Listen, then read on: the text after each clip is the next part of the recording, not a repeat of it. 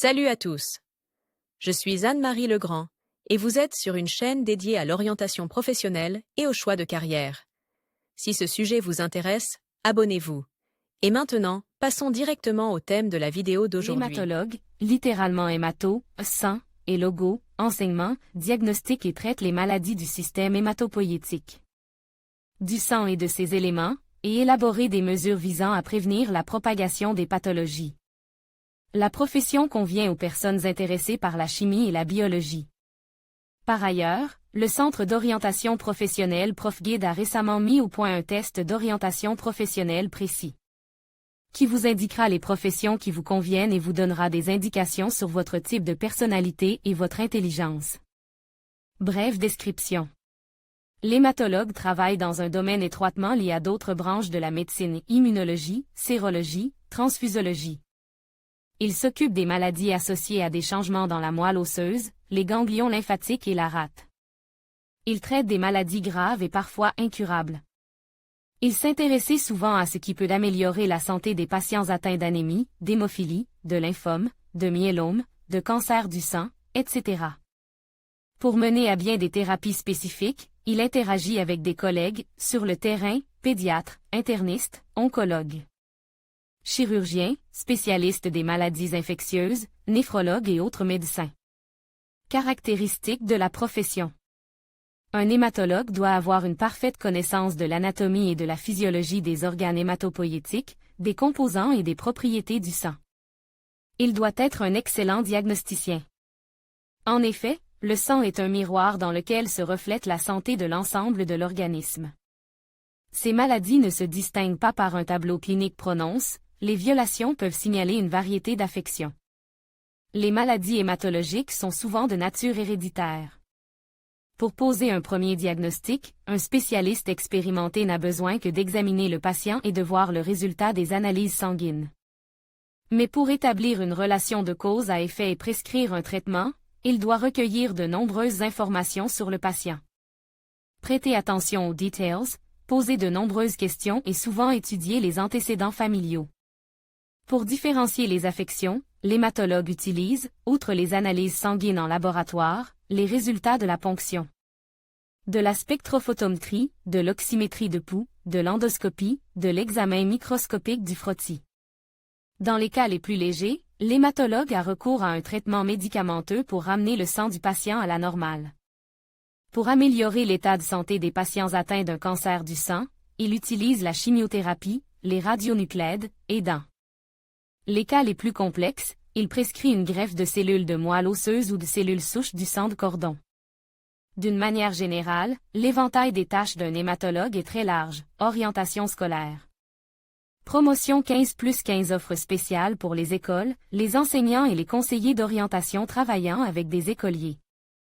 Conseil, recueil des antécédents, examen, sélection d'un régime thérapeutique individuel, prise en charge du patient pendant le traitement et la réadaptation. Réalisation de tests diagnostiques, détermination du groupe sanguin, ponction de moelle osseuse et de ganglions lymphatiques, prélèvement de sang de cordon. Déplacement au sein d'équipes spéciales pour la détection précoce de pathologies malignes. Fourniture de soins médicaux palliatifs. Assistance d'urgence aux patients. Expertise de l'incapacité de travail. Enregistrement des documents médicaux primaires. Travail avec des documents médicaux spéciaux, délivrance de congés de maladie, orientation vers le CSEM. Participation à des conférences de profil et à des cours de formation avancée. Spécialité des hématologues. Les profils des hématologues sont également nombreux.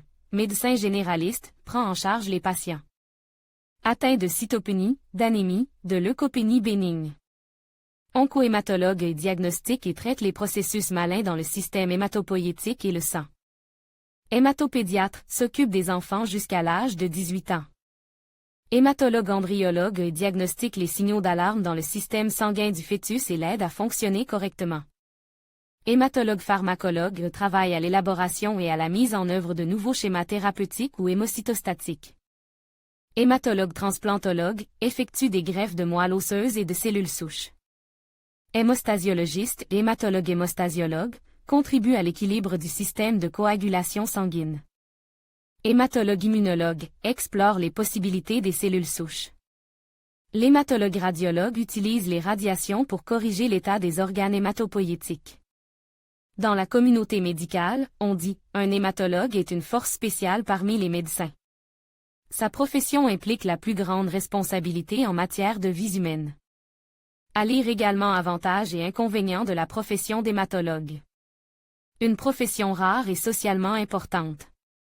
Forte demande de spécialistes. Rémunération, à un niveau décent. Spécialisation très complexe et les diagnostics simples en hématologie ne le sont pas. Formation longue. Nécessité de connaissances dans différents domaines de la médecine. Difficulté de diagnostic. Grande responsabilité dans la vie du patient. Stress psychologique. Qualités personnelles importantes.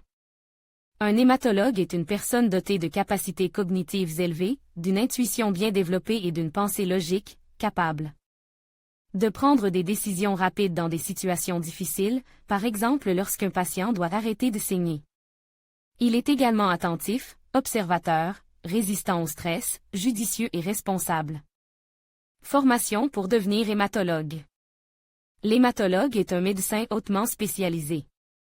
Il suit une formation en 2 étapes dans l'enseignement supérieur. Il reçoit une formation médicale supérieure dans la direction. Affaires médicales ou pédiatrie, cela dure 6 ans, un internat en hématologie, 2 ans. Un médecin en exercice, titulaire d'un diplôme de spécialiste et ayant effectué un internat dans l'un des profils, médecine générale. Médecine de famille, pédiatrie, thérapie, peut obtenir une spécialisation en tant qu'hématologue dans le cadre de cours de recyclage professionnel, par exemple, à l'Académie des normes professionnelles. Ensuite, avec un diplôme et un certificat d'hématologue, il faut se soumettre à l'accréditation initiale et être autorisé à travailler. Pendant l'exercice de la profession, il sera nécessaire d'actualiser les connaissances de toutes les manières possibles et de se soumettre à une accréditation périodique tous les 5 ans. Selon les recommandations du ministère de la Santé, un hématologue doit obtenir chaque année 50 points d'accréditation, dont 36 pour les programmes éducatifs. Pour être admis à l'accréditation pour 5 ans, le nombre total de points doit atteindre 250. S'il est inférieur, il ne sera pas admis à l'examen. Pour être autorisé à travailler, tous les professionnels de la santé doivent être accrédités, les médecins débutants et le personnel médical et primaire, les diplômés de l'internat spécialisé primaire, les médecins expérimentés et le personnel infirmier, périodique. L'une des conditions préalables à l'accréditation est la participation à des cours. Le test gratuit de ProfGuide vous aidera à choisir le bon programme. Les meilleures universités pour les hématologues. Université Sechnov. Rudn. Université médicale d'État de Moscou-Pavlov, PSPMU. SAM-GMU, Samara. Rost-GMU, Rostov. A.